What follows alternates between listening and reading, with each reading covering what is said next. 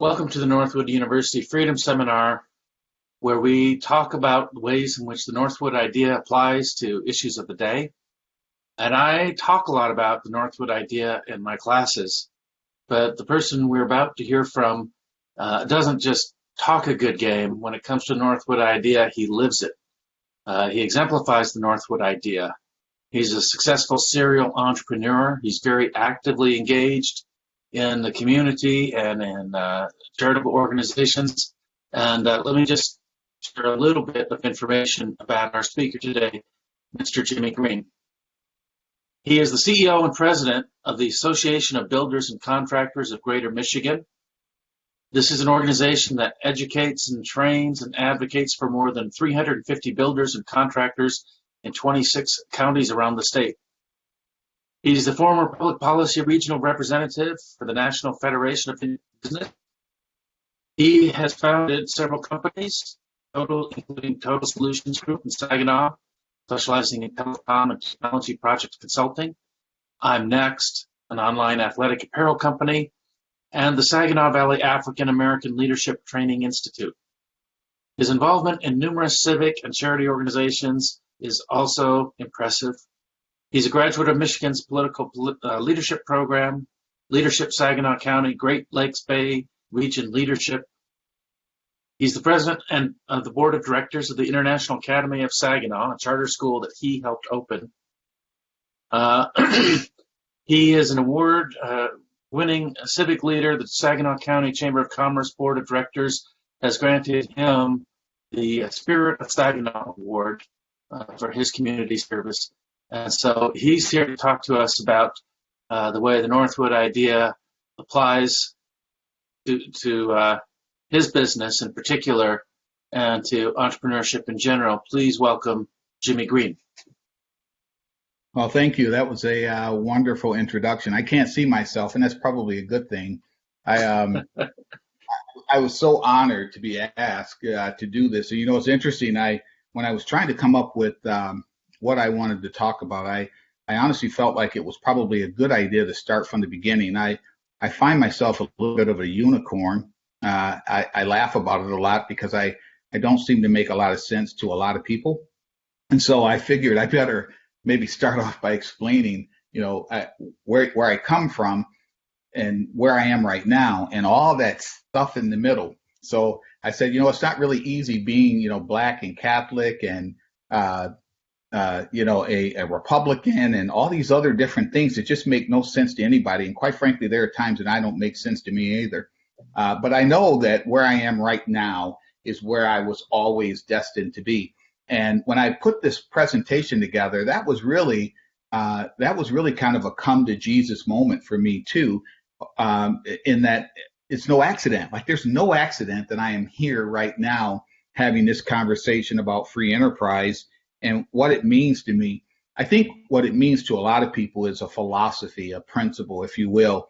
But I think in me, it's kind of a bloodline, a DNA that took on almost from birth some strange twists and turns, and then ultimately led me to embrace free enterprise, not as a philosophy or a practice principle, but quite frankly, just a way of life. I mean, I think it's almost my blood type. And when you see the story that I'm about to go through, I think that'll give you an idea. And I cannot stress this story enough without emphasizing the ABC side of this, because when I talk about where I am and why I am what I am, you'll see that this was almost a destiny. I don't know how many people believe in fate, but I do, and I can't help but believe that.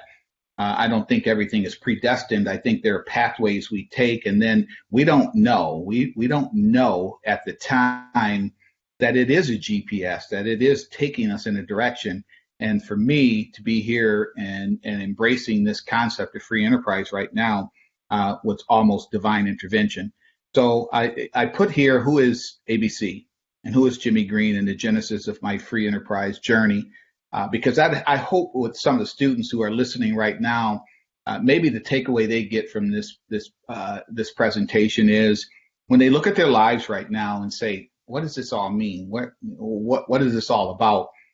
There won't be an answer, because that answer means that you're done. And I don't think any of us are done.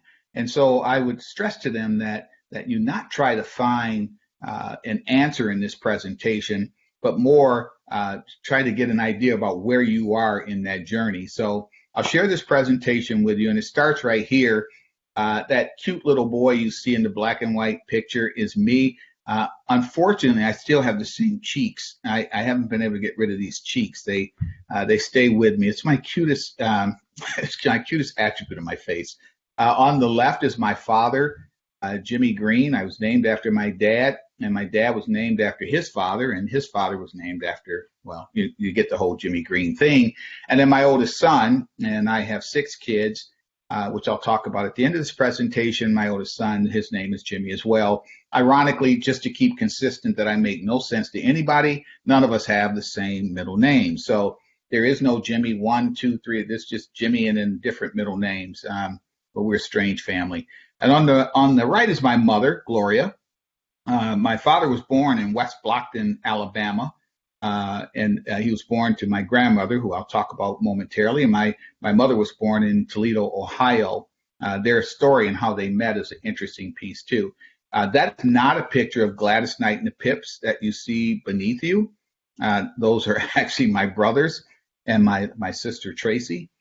I am the oldest of all of us, but my father and mother had a very unique relationship in that they didn't necessarily live together, because I remember being like 6 or 7 years old, and I never remember my mother and father ever being together. And yet when I look at our ages, we were all 11 months apart. And at any given point of the year, starting in July, 2 of us were the same age. So yeah, I don't know how well my mother and father got along, but I know they got along well enough to create this little lineage of Greenes. So that's my brother Michael, and my brother Michael lives in Colorado. He's an inspector for the FDA. And then my youngest brother, Daryl, is a graphic designer who lives in Florida. And then my sister tragically was murdered. She was just about 18 years of age in Flint.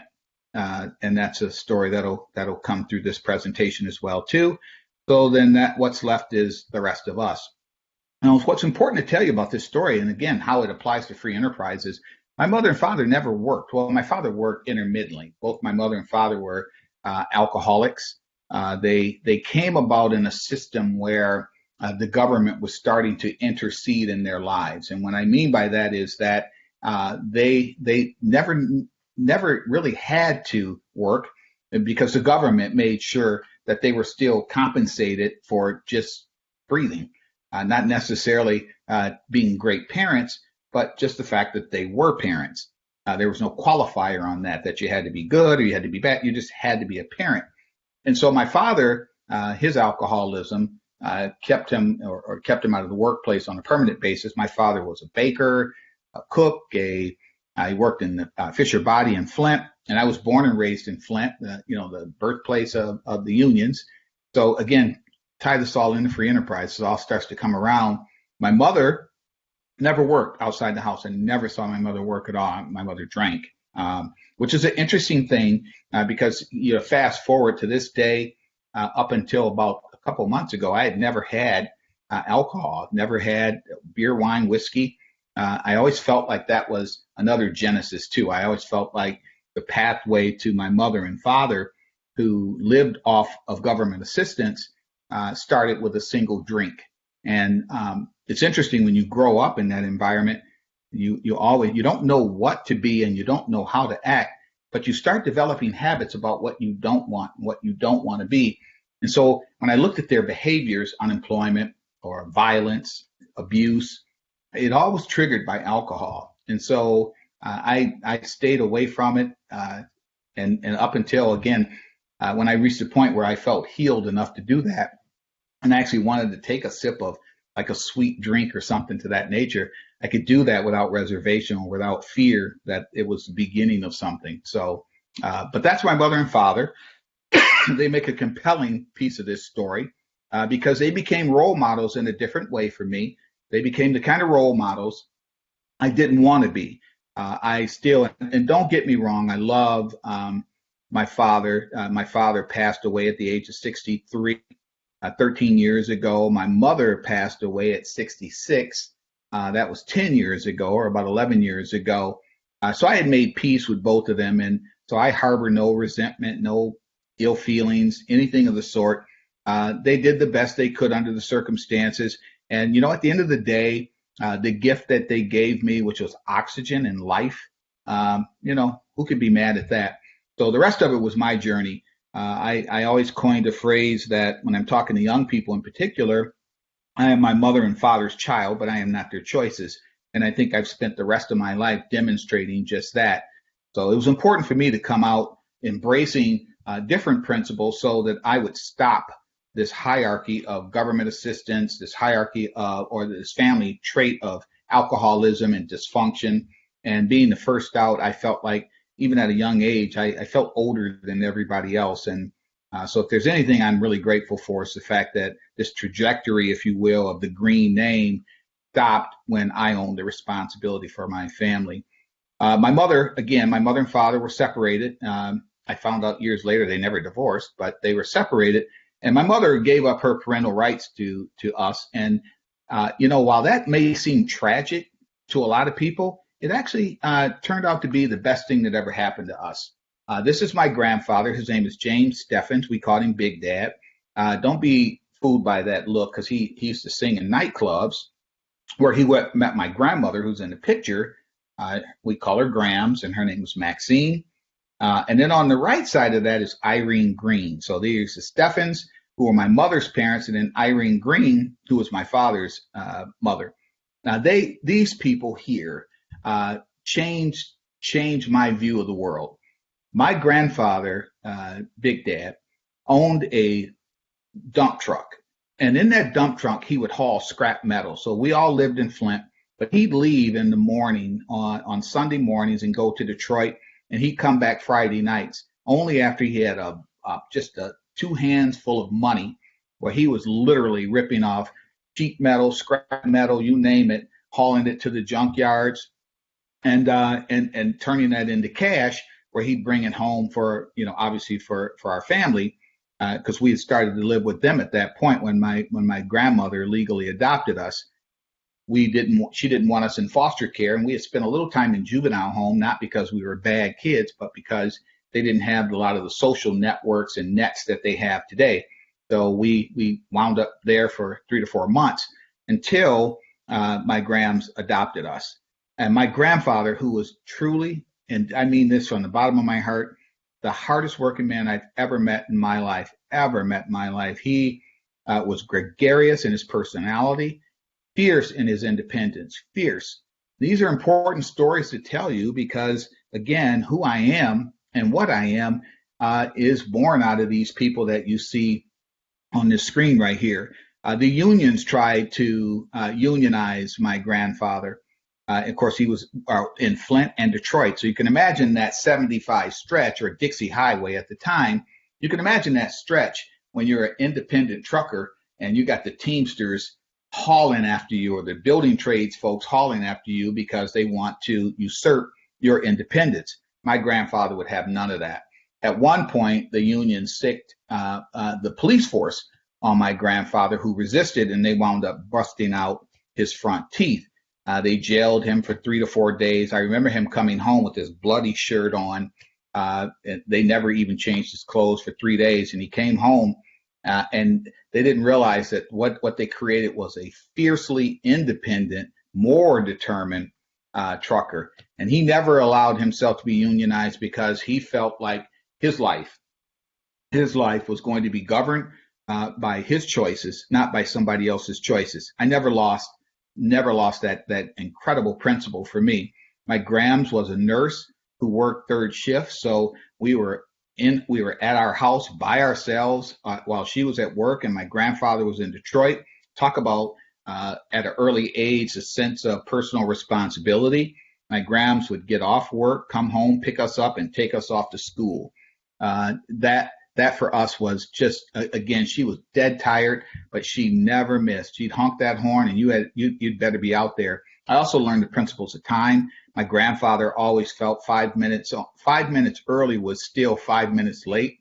He always felt like you squandered time. So to this day, most often than not, when I have an appointment, I'm always there 30 minutes ahead of time. And I use the 30 minutes to read, to catch up on the things that I don't get a chance to do when I'm in a work environment. And then there's my beautiful grandmother, Irene. My beautiful grandmother, Irene, was a single parent who gave birth to one son, my father, in West Blockton, Alabama. She too, like a lot of Black Alabamians, came north for a better opportunity. She wound up in Detroit. She got a job, work cleaning up a funeral home. That was the way she took care of her family, my father. So she literally cleaned up funeral homes and learned the trade. It was interesting with my grandmother because they made a deal with my grandmother that she didn't want to continuously work for the funeral home. She wanted to be a funeral home director. So they taught her the tricks of the trade. She wound up getting a degree in mortuary science, but under one condition. And the one condition was that because she was so vivacious, that she could not open a funeral home in Detroit. So she, at that point, left Detroit, moved to Flint, and that's how we wound up. My mother and father wound up meeting in Flint because she opened up and became the first Black businesswoman in Flint, independent businesswoman in Flint with Greene Home for Funerals. And she was the littlest thing. She had a voice like you would not believe. She was also the most principled person I had ever met in my life. So while I had the grace of my grams and her love and affection, and I had this fierce independence with my big dad. On the other side of this, I had my grandmother, who refused to be called Grams or anything other than grandmother, who taught us the basics of dealing with she taught us proper English. She taught us protocols. She taught us, and she used to always have this saying that, just because you live in the projects doesn't make you projectish. And that was the only time she'd ever slip out of that proper English to make a point, because she did not allow decadent behavior. You came over to her house, you had proper protocols to follow, and she was truly, she had the gift of English. She was also incredibly politically astute too. She understood at a very early age the power of politics, and she navigated herself in and out of Lansing. And that creates another picture too. So this is a picture of my grandmother with then Governor George Romney, who was the governor of Michigan. My grandmother was his chief political strategist, so she was a Republican, and that wasn't uncommon back in those days. There were a lot of Black Republicans, mind you, but LBJ changed that, but that's a political history story, not this one. But George Romney just absolutely adored my grandmother. She was feisty, opinionated, never held her tongue. I don't know where I got it from. My grandmother. So she became very, very political. She always made sure that we understood the power of politics, which she separated into public policy, which I absolutely embrace. I find myself not so political as I am immersed in public policy. And free enterprise is indeed that. Free enterprise isn't a politic at all. It is truly a public policy. And so years later, when some other guy who looks exactly like his dad ran for president, I couldn't wait to embrace his campaign. I worked feverishly on his campaign.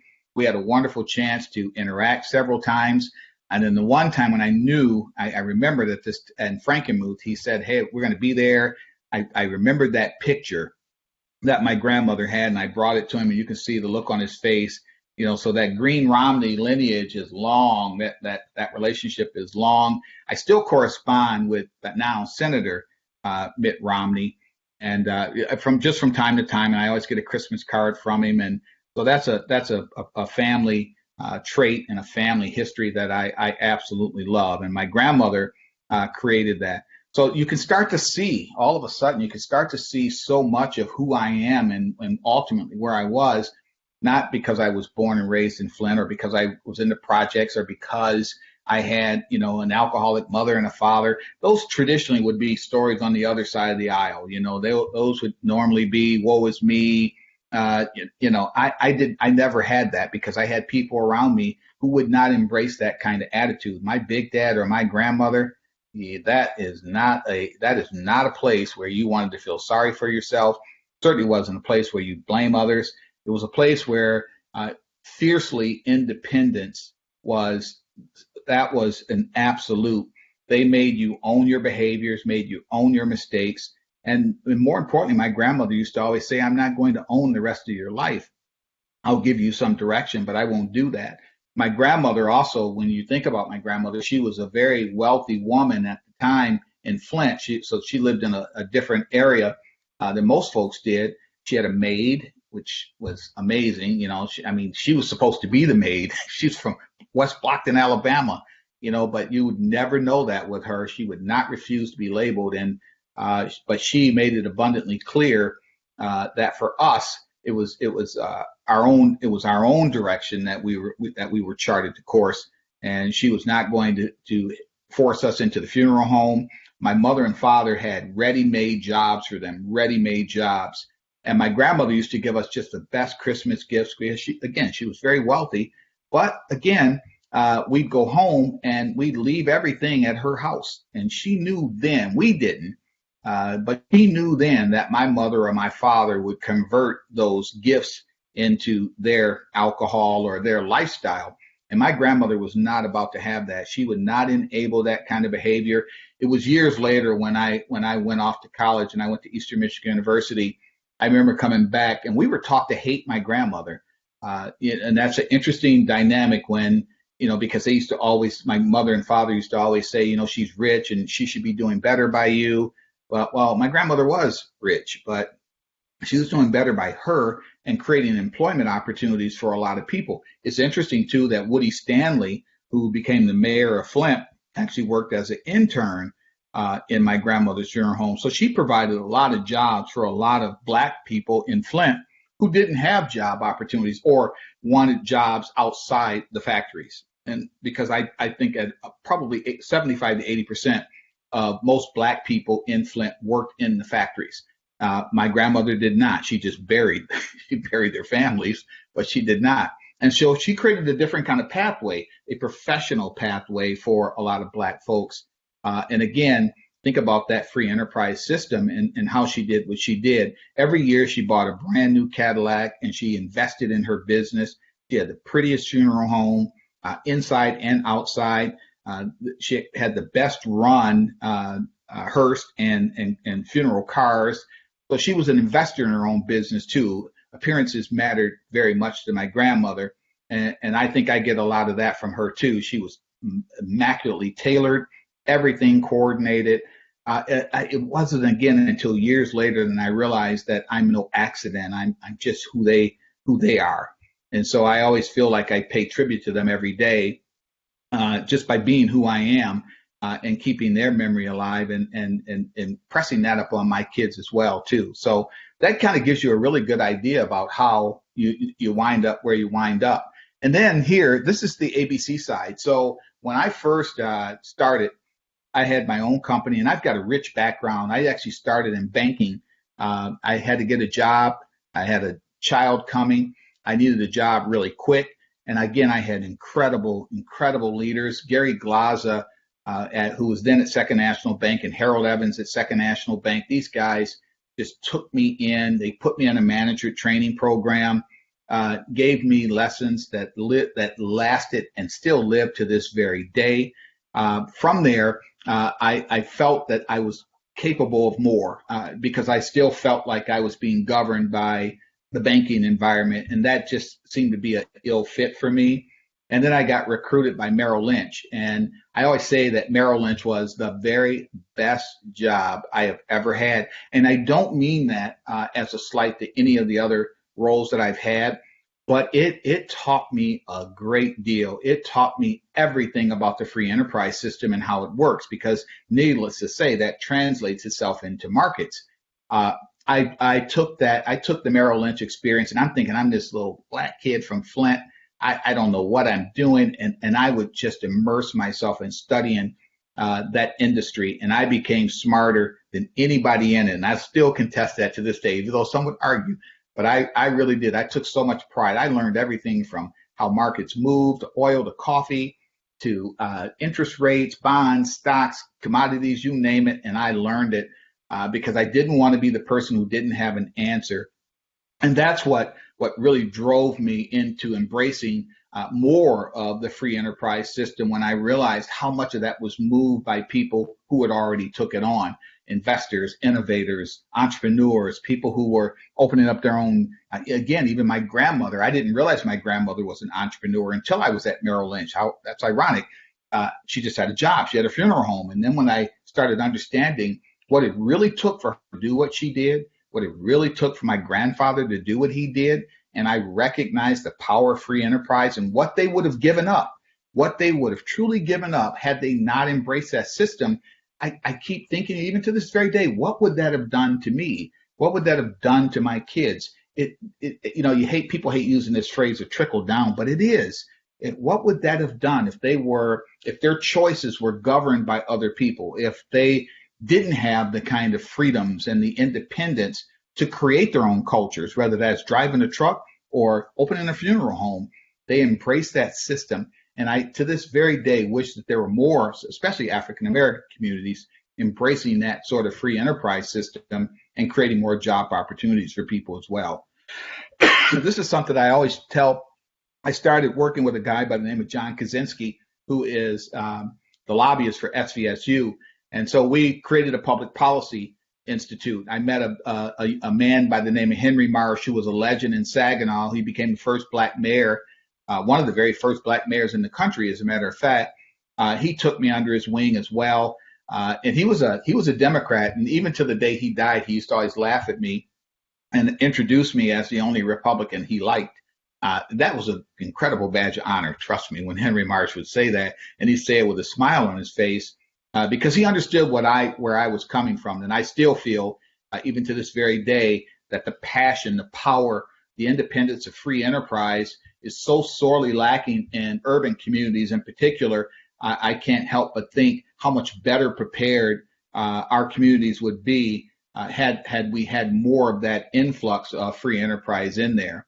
But one of the lessons that we learned here was the difference between communism and fascism, which again was a really funny story to me.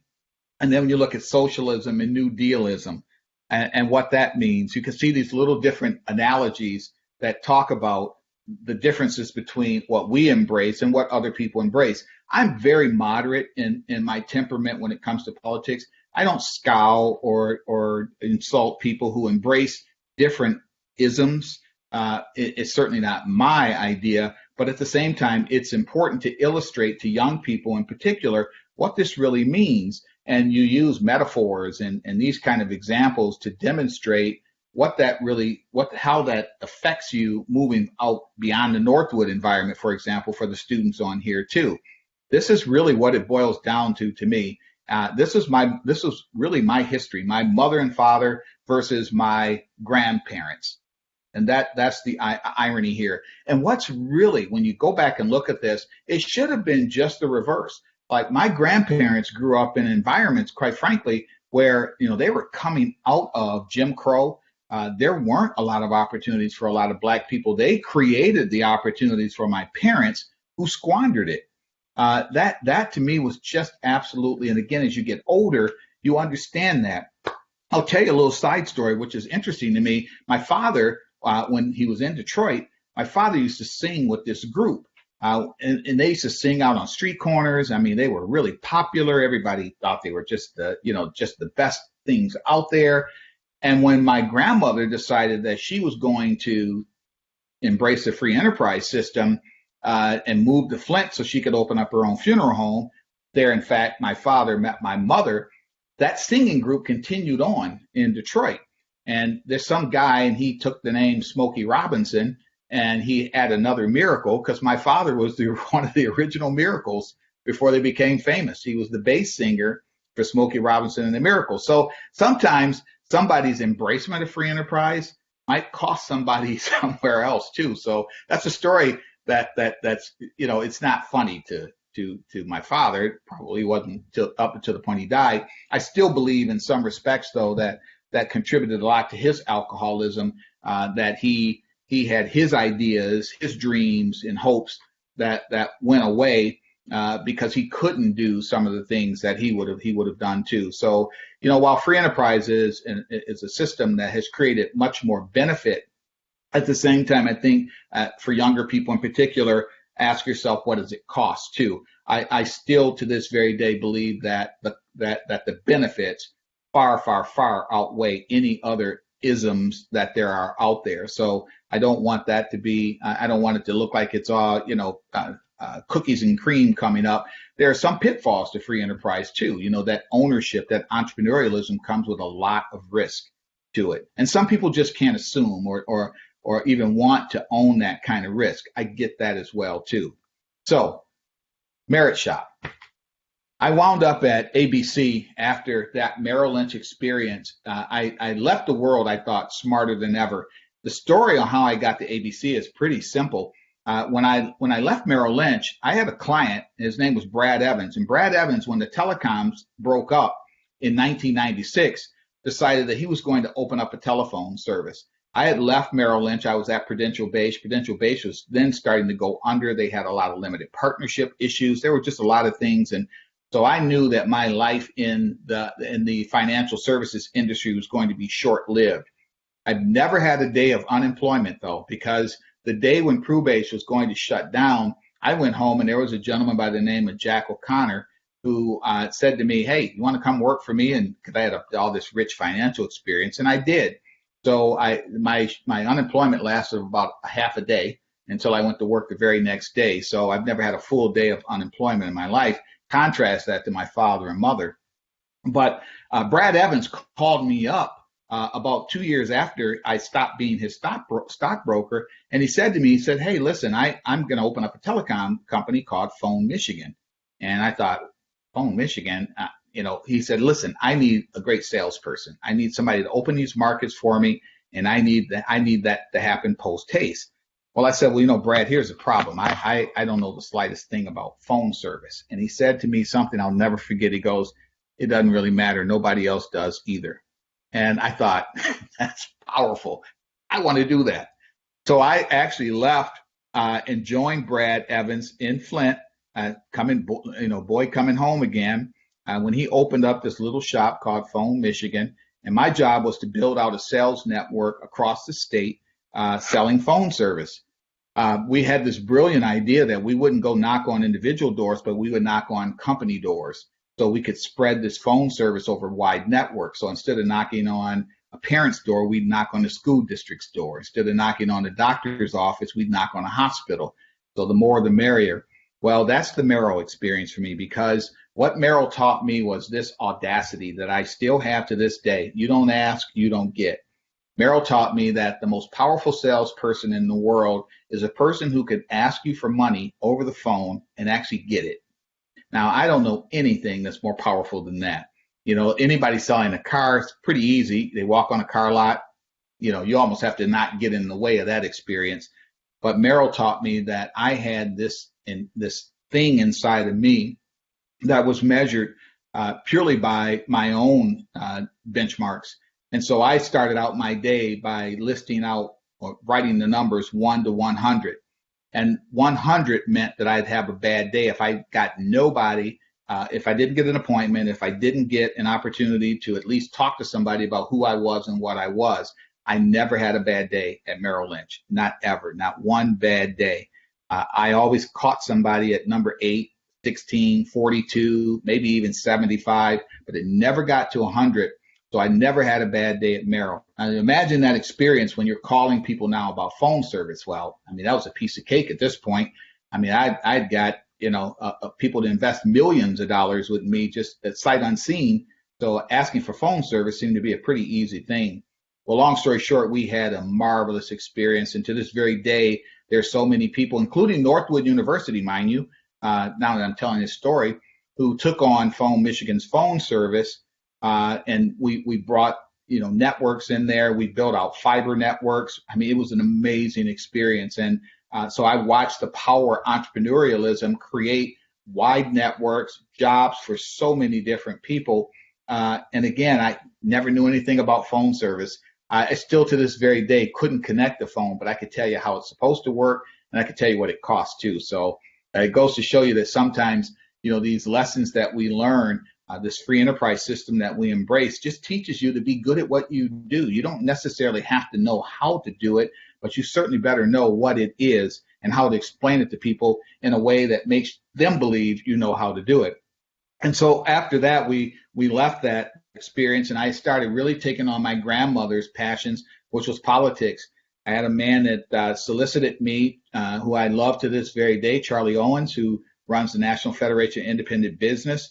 We had sold out of the company, Phone Michigan. Brad left and went to Virginia. He sold it out to McLeod USA. Then it became Windstream and a couple other things.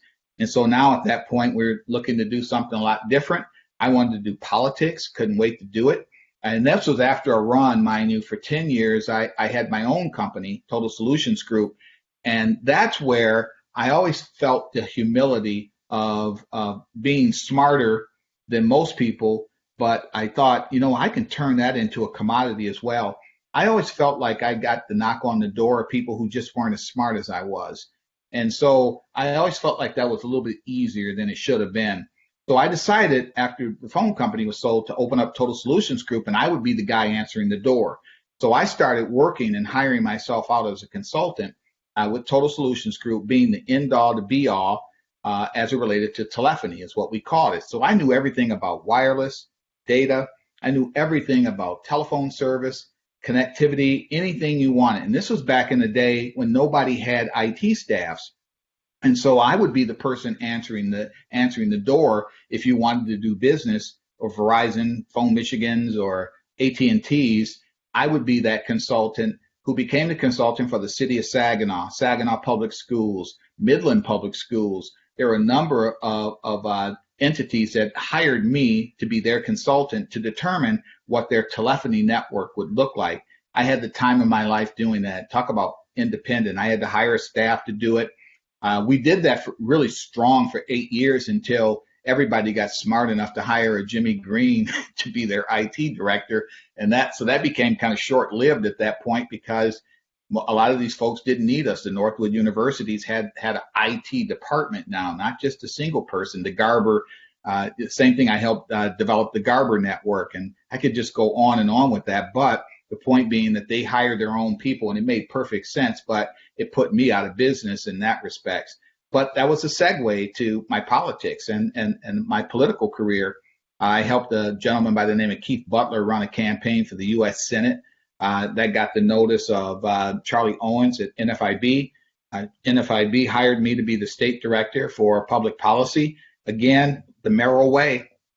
The Merrill way. I learned every single thing there was about public policy, from how it impacted farmers to construction folks to hospitals, medical, you name it. And I became really smart at it.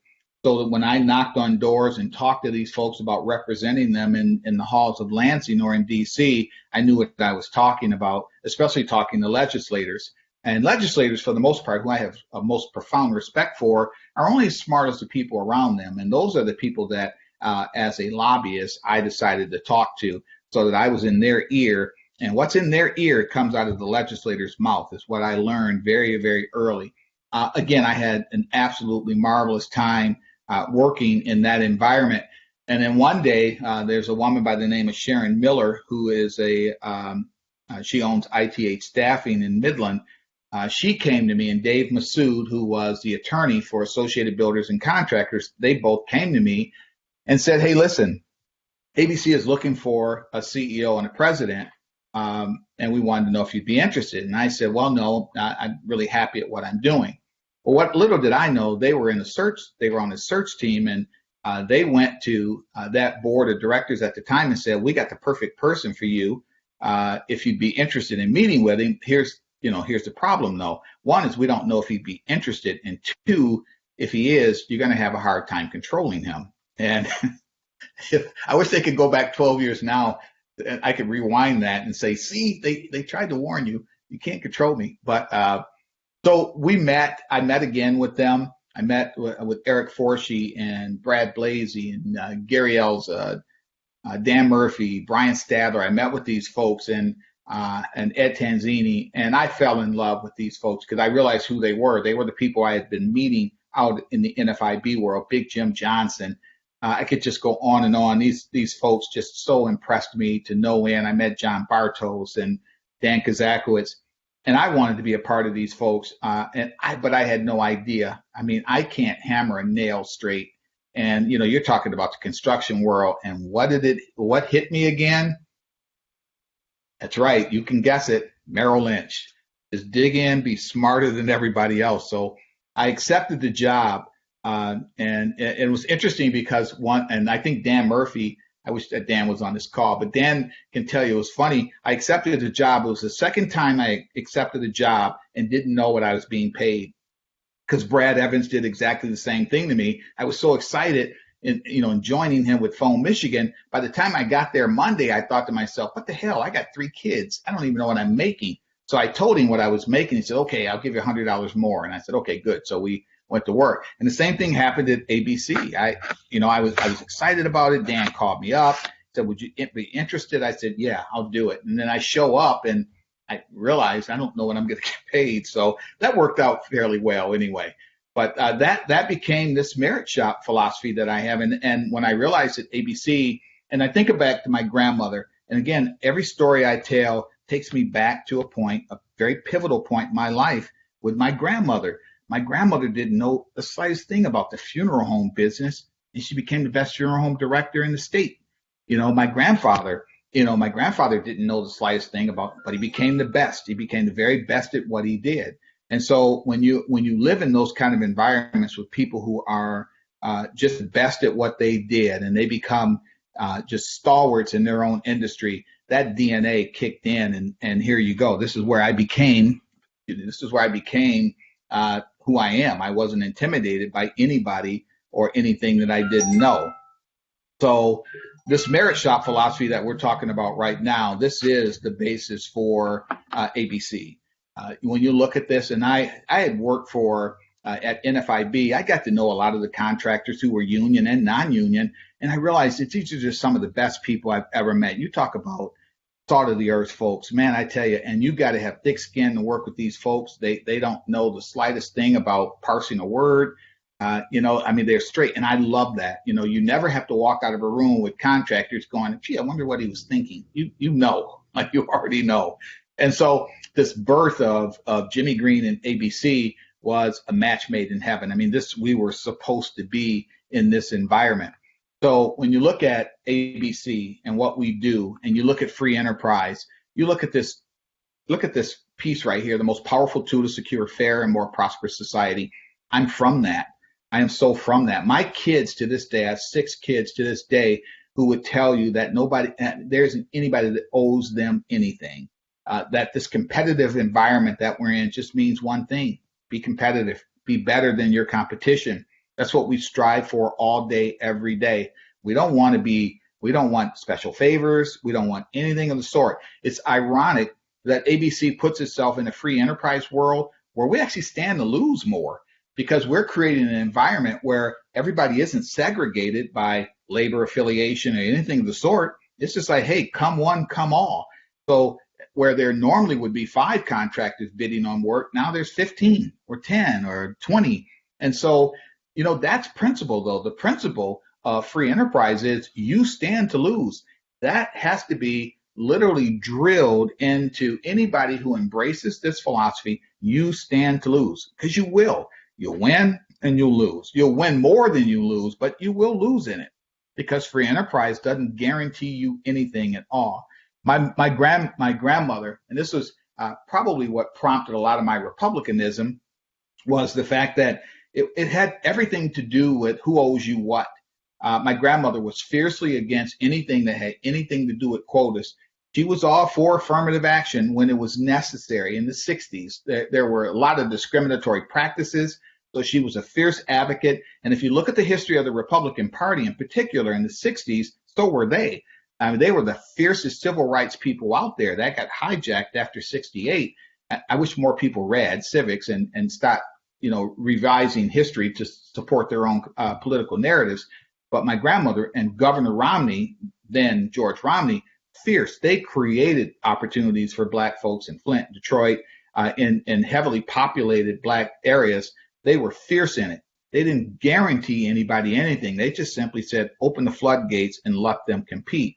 And compete, my grandmother did. So she didn't just bury white people or Black people. She buried dead people. That's a big difference. My grandmother would say that. I don't bury white people or Black people. I just bury people. At that point, they go on the ground exactly the same way. And her fiercest competitor at the time, and this is the funny thing, they were fierce friends too, was Don Regal, the Regal Funeral Home. And Don Regal, of course, used to be the U.S. Senator as well. So him and George Romney, and they were just the greatest of friends. They dipped, cognac or whatever the heck they drank when they would come over to my grandmother's house. And I met so many famous people at my grandmother's house. It's crazy. And that's just the kind of person she was.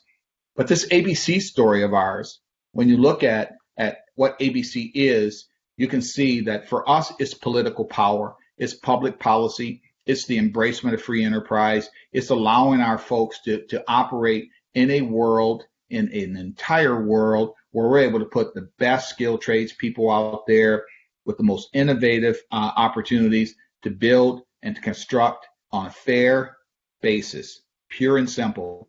We don't want anything that's handed to us. And you see now how ABC and Jimmy Greene are one and the same. I don't have a job. I just have what I do. I don't consider ABC a job. It's just who I am and what I do. This is what we do. It's the strength of ABC. It's the strength of free enterprise itself. What we do, we don't promote labor unrest. We promote labor peace.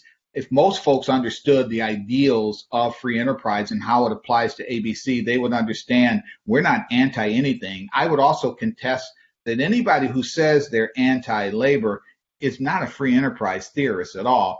You cannot be anti anything at all. We are we embrace the ideas of free enterprise. We're not anti-union. I think the unions are anti-ABC. That's a whole other matter. But we are not anti-union. And I'm quick to shout down anybody who says that, because free enterprise says, look, do your business fair and in an equitable way, in an ethical way. And if you want to be in a labor union to put food on your table in those, in those attributes of ethical building, fair pricing, then do so. We certainly don't begrudge anybody that opportunity. It's one of the reasons why we embrace the right to work concept. That is not an anti-union concept. That's actually a pro-worker concept. You want to be in a union? Say you want to be in a union. Don't just make it mandated. You can imagine that, again, goes back to my big dad. Don't tell me to be in a union. Tell me why I should be in a union. I don't know if my big dad would have done that to begin with, but the idea that somebody told him to be in the union pushed the union further away from him. If they had made a case that his business would have thrived as a result of being in it, I don't know what he would have done or not. He was kind of stubborn. So the idea that somebody would tell him what job to work on, maybe not so much. But it's a different approach just the same. So the ABC story and me, again, these are the kind of things that we work on. From a legislative standpoint with ABC, we ask a simple question. Is it necessary? Can we afford it? What will it cost? How does it affect free enterprise? And is it in the interest of everybody? That's what free enterprise does for us. I know today in this closed environment, that might not feel like that for a lot of people. But I can tell you that, and I always say this to people who don't understand what ABC means and what free enterprise means. I kind of address them in a little bit of a flippant way, and I just say you're welcome. Because I don't believe most people understand. And it's not just the contractor world. We just happen to be builders and contractors, but so many people are benefited from what we do all day, every day. Right to work wasn't a building trades or a construction issue. I mean, it was for teachers. It was for anybody who's in the barber shops or salons or retail. What we do is a broad scope of work. It's not just narrowed.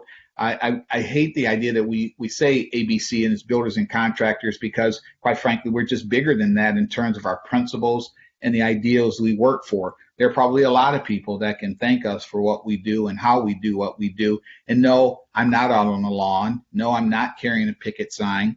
I'm not yelling and shouting at anybody. I am in the halls of Congress, and I'm talking very politely about the virtues of free enterprise to both Democrats and Republicans, and suggesting that it is a great way for everybody who lives around me to live.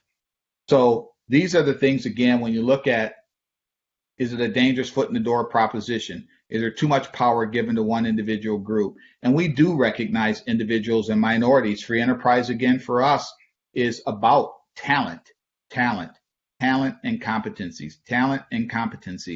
You know, if you want to be an electrician, I use this example when people are walking through our training unit. When you wire a jack, and it does one or two things if you plug an iPhone in it. It either charges the iPhone or it electrocutes you. One of the two. If it electrocutes you, there's nothing in there that determines whether that person was part of the LGBTQ community, whether they were black, Asian, white, male, female. It just electrocutes you. But the same thing applies when it works. When it works, there's nothing in that jack that identifies who did it. Competency does. Talent does. That's the model we work from. And again, this last part, we don't work on all the propaganda and the emotional things about whether something is or isn't. Ours is about competency, skill sets. That's what really free enterprise in the ABC world does look up to. The moral conviction, same thing I talked about doing work ethically. You know, quality work for us is absolutely vital. You want to go out of business real quick. I don't care if you're union or non-union, just do shoddy work. The free enterprise system should not and will not guarantee you work based on shoddy work. We respect and communicate again between management, rank, and file. You know, the best way, I look at Three Rivers, for example, one of my best contractors in Walgas, they're huge general contractors. If they don't want unions, you know what? Treat your people well, pay them well, respect them, communicate. I can't get in the way of that. That's what you do. For me, my job is to provide an environment for them to be able to do that in without a threat of being unfairly unionized. That's my job. Keeping their people safe. The positive employee relations. You don't have to worry about anybody knocking on their door or with terrible propaganda. For us, the free enterprise system does not, and I keep saying free enterprise because it does not vacate these principles here. Free enterprise enhances these principles that you should be leading people under: respect, safety, positive environments, and a humane company culture. Those are the kind of things that free enterprise insists upon, because what free enterprise also does is it will take you out of business. That is a pregnant pause. Free enterprise will take you out of business. If you don't embrace these principles well, if you don't live, not just because it's a National Construction Week or National Construction Day, if you don't live these principles, it will take you out. Free enterprise will make sure that you don't exist, and you shouldn't. There's no place for you. So free enterprise has an obligation to it. It demands at least the quest for perfection, for excellence. Otherwise, the competition will chew you up, as well it should. So these are, again, achievement, flexible functional work cues. And I threw this because I want you to understand what all of our contractors work in. This is the environment that we promote, especially now. And in this COVID-19 environment, there's never been a time that we need to communicate all of these different attributes. We got to keep people safer. A lot of people use the word safe. No, we were already safe. We've always been safe, but we need to be safer. And it means we need to change a different kind of culture, because the personal life of our employees is vital too. So we're taking on a whole new different threshold of training, meaning that we're embracing that personal side of what our employees are doing at home as well too. So this kind of gives you the whole thing about what we are, and this tells you everything that you need to know about ABC. We show these pictures again too, because these posters I think we should probably do a little bit more of when you talk about free enterprise. We didn't do these posters just for the record.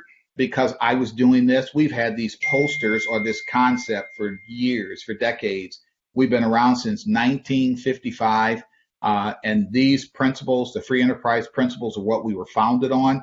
So this isn't new to us. This isn't a concept we came up with because it sounds sexy. Quite frankly, this is who we are. It's our DNA. And I think when you look at my history too, when you look at doing your best, level the playing field, I'm the only black CEO in ABC's history. We've been around since 1955. ABC didn't decide that, hey, it's time for us to hire a black CEO. Nope, they didn't do it for that reason. They did it because I'm the damn best at what I do. And my peers across the country have elected me to lead them. Again, that's not predicated on anything other than the attributes that I express and live in, these free enterprise principles in particular. I exude it. I wear this hat. I've wore this hat, for 11 and a half years. I remember when I put this hat on and I told my board and everybody else, I said, people don't even know who you are. They have no idea who you are. I said, I'm going to wear this hat. I'm going to wear this hat every day until people understand who we are and what we do. And it became an easy target too, because you know what? If you don't live and breathe free enterprise principles and you put this hat on, you need to take the hat off, because you are a target for people who don't believe in the free enterprise system. So I told him, I said, if I ever embarrass you, if I ever don't live or exude these principles that this organization was founded on, I will take this hat off and never wear it again. So far, over the last 11 and a half years, they've never asked me to take this hat off. And even if they did, the blood that runs through me now, it's all free enterprise anyway. It's not the hat. It never has been the hat. The hat is a marketing symbol. It's a branding concept. It's public relations, but it's not free enterprise. The free enterprise piece is what I practice, who I am, what I do every single day just by getting out of bed. So these 6 kids that you see here, that's Taylor, who's graduating this year, mind you, at the top left. What a terrible, most people say, oh my God, what a terrible year to graduate. No, it's not. It's a great year to graduate in, because first of all, she's graduating. Second of all, 10 years from now, you can only imagine the lies she'll be telling, about their whole class will. Oh my God, we were sheltered for 9 months. And, the stories always get bigger and bigger and bigger. I always tease her and tell her she had the longest skip day in high school history. And then on the right is my daughter, Sydney, who will be a senior next year. These are all my blessings. There's Allison, who's a graduate of Pace University in New York. My son, Kellen, who I don't know where I fell off the radar screen, but he's a graduate of Michigan State University, for all you Sparties out there. I know John Lynch is out there. So, John, I don't hate Michigan State. I have a son that graduated from there. Then there's Chris, a graduate of Phoenix University. And then my baby, Gabby, who's just my little heartstring. So that is the birth of free enterprise. And more importantly, what you see at the beginning, what you saw at the beginning of that was this young little boy who was sitting up there who didn't have the slightest idea what all of this would lead to. But this journey of mine has been a marvelous, marvelous experience. I am blessed beyond belief. I can't believe that I'm actually here, considering where I came from, and I think back now, and you can understand my story when I tell you that what free enterprise did for me, gifting me with my grandparents who showed me what that looked like, not what it sounds like, not what it reads like, but what it looked like every single day. And then picking that up, and the people I've met along the way, the Merrill Lynches of the world, the Total Solutions Group, the Phone Michigans, NFIB, and then ABC. It's been a great ride. So with that, that's the end of my show. So it's back over to you, my moderator. Thank you very much, Jimmy. That's a compelling story.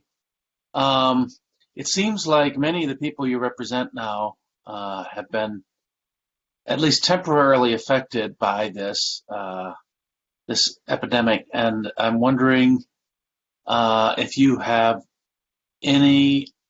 You seem like a very optimistic person. Do you have any idea whether this is going to bounce back strongly, and just how do you see that happening? Oh, I don't have a reason not to be optimistic. I mean, my whole life has been built on optimism. I always, I'm the worst person in the world to have an argument with when you start going backwards. And anybody who's been in my life will tell you that I'm terrible to argue with. You win. If you want to talk about something yesterday, 2 weeks ago, you win. Now, you want to start talking about tomorrow, that's a whole different thing. I don't think there's ever been a time, and I just posted something on Facebook about this today. There's never ever been in my history a time that the virtues of free enterprise and leadership should be so co-joined. They have to be. Talk about getting out of this. We'll get out of it when we get out of it. Some people will get out of it sooner than others, and it's all predicated on leadership. Free enterprise people in particular, and this is where the virtues of free enterprise really kicks in because you have the autonomy. Listen, we've gotten out of this already in many respects because innovators, entrepreneurs stepped up to the plate. They created more masks, ventilators, respirators. That wasn't government. Those are people empowered from the free enterprise system who became entrepreneurs, actually more entrepreneurial, if you will, and diverted product lines to capitalize. And I'm not going to pull back on that word, to capitalize on what was happening out here in the COVID-19 world. We have to stop apologizing for being rescuers when people need to be rescued. I said this before, one of the worst things we ever talk about is the fact that I hear this phrase that we're all in this boat together. No, we're not. No, we've never all been in the same boat together. People have yachts, they have cruise lines, some people have rowboats. It's for folks like us, people who have some resources, some means. We are rescuers, and we need to stop apologizing for that because there are people who need to be rescued.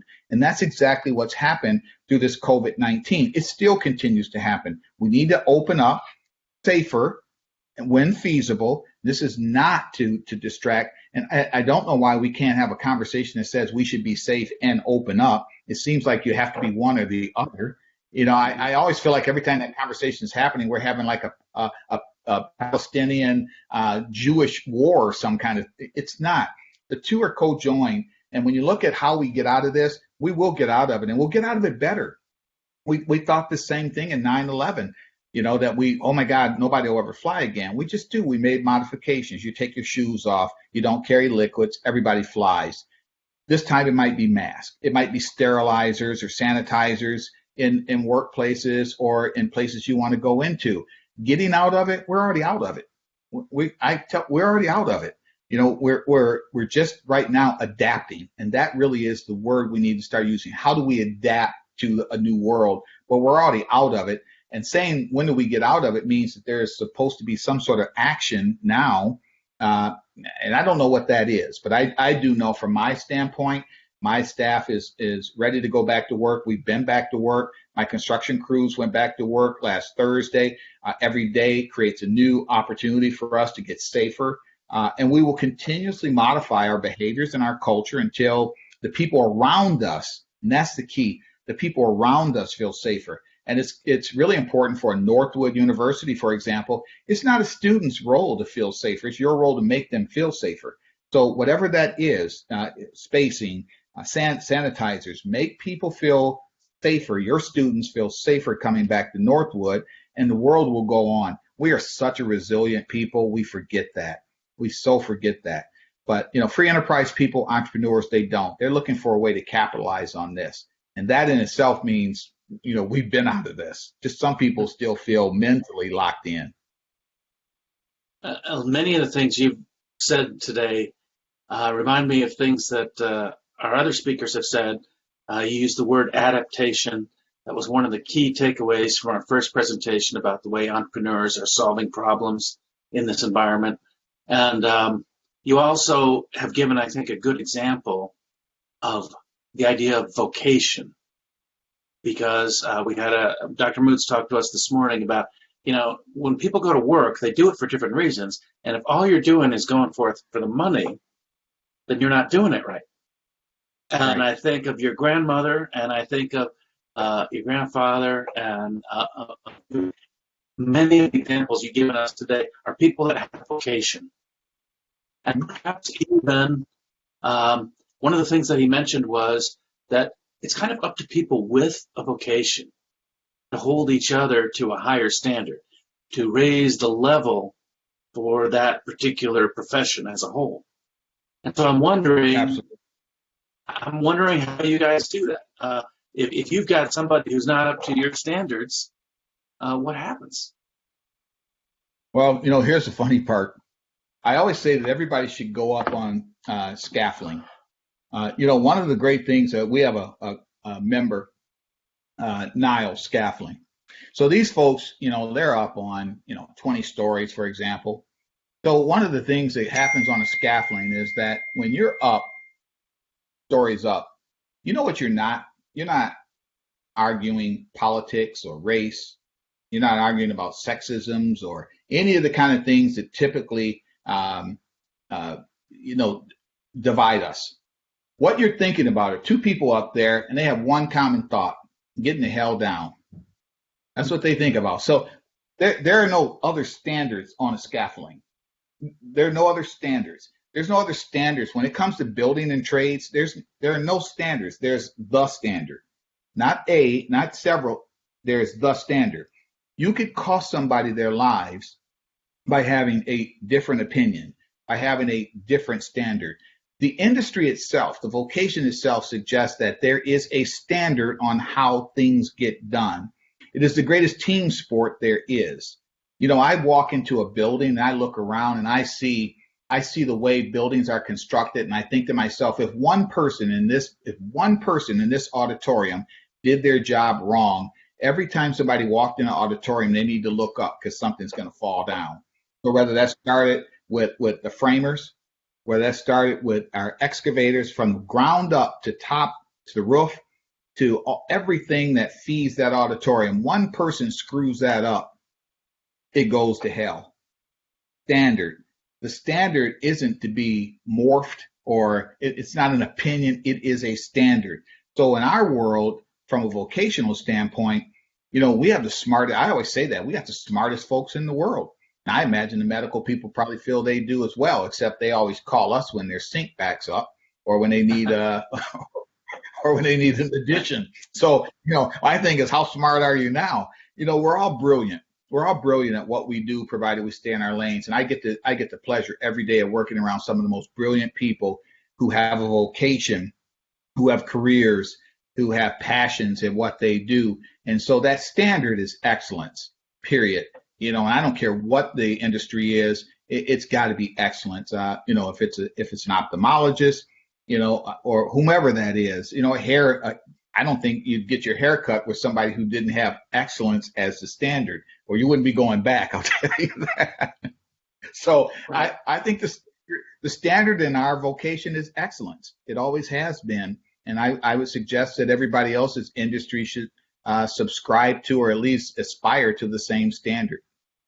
Now, you mentioned several times how your experience at Merrill Lynch translated into your success elsewhere. Mm-hmm. We have a question here from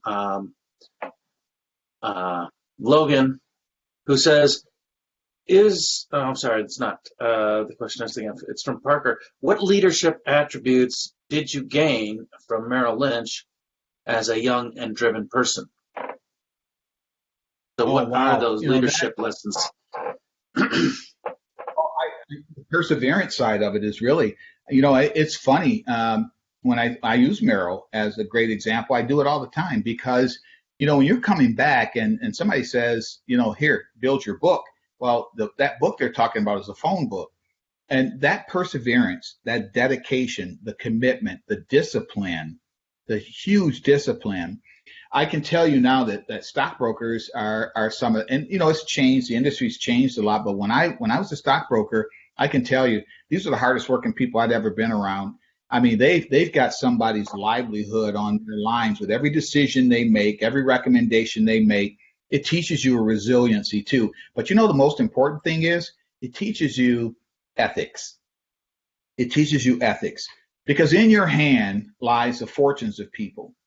And when you call people up and say, here's what I would suggest, or here's what I would do, your ethics are governing. They're really, truly governing that decision to make.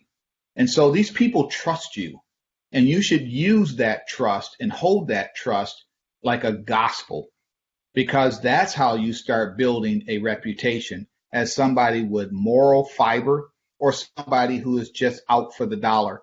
I never was out for the dollar at Merrill Lynch, and most stockbrokers I know never were. They were out for a different kind of excellence. That excellence was, if you brought me $100, I need to turn it into $200. That excellence in recommendations and studying, just not blindly telling somebody what they should do, but really carefully studying and disciplining yourself to make a recommendation, knowing that these folks, their retirement funds, their 401ks, their livelihood is so dependent upon that being, that's on your shoulders. So there's so many attributes that I learned by being a stockbroker. You could almost put them in a basket because they all come to play even years later. We have an entrepreneurship major here, Sarah, who's asking what piece of advice you would give to a young aspiring serial entrepreneur who's just trying to get off the ground. Don't be afraid of your life. Don't be afraid of your life. You are going to go somewhere, and the sooner you get there, the better. And it goes through the exercises. I have failed more times than I can shake a fist at, but I don't consider them failures in the way other people do, only in the sense that I didn't finish something. I always finished every single thing I started out to do. When I owned my own company, Total Solutions Group, that's where I learned humility, because I had it for 10 years, but I should have actually only had it for 8 years. But fiercely, I tried to stick it out for 2 years. Understand, watch the markets when they move. Don't try to be greater than the markets. The lessons are the markets will teach you when it's time to close up, if in fact that's the idea. So if you're a serial entrepreneur, and I love serial entrepreneurs because I consider myself a serial career person, if you will. But I think the best advice I can give you is don't be afraid.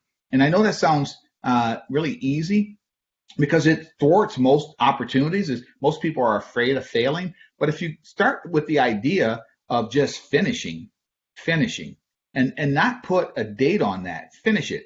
The markets will determine whether or not that date, or whether you stop or continue on. Don't be afraid to start. That's really the key. I can't tell you, I've met more people who said, if I only had, well, don't be that person. Just do it. And especially if you're young, there are probably so many people on this call right now who wish they could go back and say, if only I had, and then actually did it. So my advice to you, again, don't be afraid of your life. It's going to work out just great. Bob is asking about how you can talk to people about entrepreneurship and free enterprise. He says here that at least in his generation, it seems like entrepreneurship and chasing profit is less than a sexy idea. Perhaps many people in this generation lean to the left. What advice would you have for young entrepreneurs to push back against this adversity? Well, take one of those components out of his question. Don't chase profit. Entrepreneurialism has never been about chasing profit. That's the first premise that's your fail point right there. Chasing profit. That's greed, or that's something else. That's materialism. That's not entrepreneurialism. Entrepreneurialism is, I've got an idea, I've got a passion, and I'm going to bring it to bear. Now, you start making profit expectations off of that, you're going to fail. You can't control. That's what I meant about market. Every great idea, there are lots of people, my grandmother buried with great ideas. The market may not think it's a great idea. You need to have, as an entrepreneur, you need to have that come to bear. Here's my idea. Let the market dictate. That's what free enterprise does. It'll dictate whether that has value or not. So chasing profit, wrong idea if you want to be an entrepreneur. I would suggest, on the other hand, that if you have that idea, see it through, and then again, let the market dictate that. And I'll tell you this too. It's not a terrible idea. When you look at all the new innovations out there, those are all done by young people.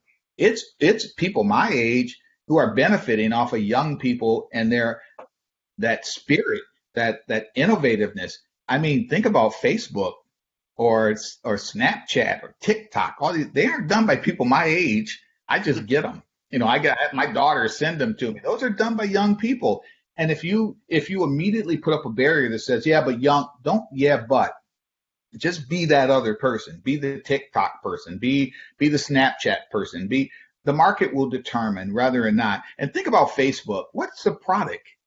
I say that all the time. Like what an amazing idea. What's the product? Like, it's not like it's a microwave or a tea. It's like there's no tangible thing to it other than you click on it and get into everybody's business or spout off like I do in some kind of way. That's just made billionaires out of people. So how do you thwart yourself by suggesting that young people aren't doing anything? Yeah, they are. They're doing a whole lot of things, and be one of them. Time is on your side. We have one last question here. This is from Logan. He wants to know if there's a piece of free enterprise legislation that you or ABC has helped promote that you are particularly proud of. Oh my goodness, that list is endless. I would suggest the first thing that I said earlier on. The one I would definitely put my hat on is the idea, and my hat literally would be right to work. We've done a lot of them, a ton of them, and only because right to work is so misunderstood, and yet it embraces it takes on an idea of choice. And that, for me, when you think about my background, you think about the history of my people, I can go on and on. Choice. It really is about choice. And so right to work was never anti anything. It was an opportunity for everybody to take their sides and say, here's Logan. Hey, Logan, I'm Jimmy Greene. You know what? I want to talk to you about joining our free enterprise circle. And here's why you should do that. And then somebody on the union side saying, hey, Logan, I'm blankety blank. I'm on the union side. Let me tell you exactly why you should belong on our side. And Logan having an educated opportunity now to make a choice that's going to govern the rest of his professional life. And somebody has to really convince me that that's a terrible idea. So right to work is definitely the thing I hang my hat on. Well, we've come to the end of our time this afternoon. You're welcome, Logan, by the way. Jimmy Greene, this has been an inspiring story. I wish you well, and thank you for sharing this afternoon. And thank you all who joined us here today. I certainly want to encourage you to drop in on our other sessions. Go to the website at www.northwood.edu/freedom seminar. See the entire schedule. Thanks again, Jimmy. I'm humbled. Thank you again.